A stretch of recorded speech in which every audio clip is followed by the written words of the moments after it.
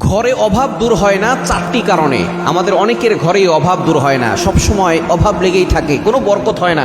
আমাদের কাছে অনেকেই ফোন দিয়ে বলে, হুজুর এত কিছু করছি, ঘরের ভিতরে কোনো বরকত নাই, কি করা যায়? মনে রাখবেন, চারটি কারণে কিন্তু ঘরের ভিতরে কোনো বরকত আসে না, অভাব দূর হয় না। এক নাম্বার হচ্ছে, যদি ঘরে আপনি সালাম না দিয়ে প্রবেশ করেন। নবীজি সাল্লাল্লাহু আলাইহি ওয়াসাল্লাম নিজে বলে দিয়েছেন, যখনই কেউ সামনে যাবে, ঘরে যাবে, তখন সালাম দিয়ে প্রবেশ করবে, কেননা সালাম যে দিয়ে প্রবেশ করে ওই ঘরে শয়তান প্রবেশ করতে পারে না।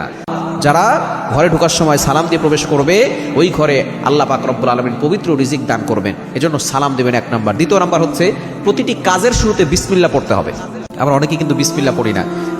যেই কাজের শুরুতে বিসমিল্লাহ পড়া হয় ওই কাজে বরকত হয়। কিন্তু আমাদের মা বোনরা অনেকেই আছে, রান্না করার সময় হিন্দি গান শোনে, ইংলিশ গান শোনে, গান শুনতে শুনতে রান্না করতে তারা পছন্দ করেন।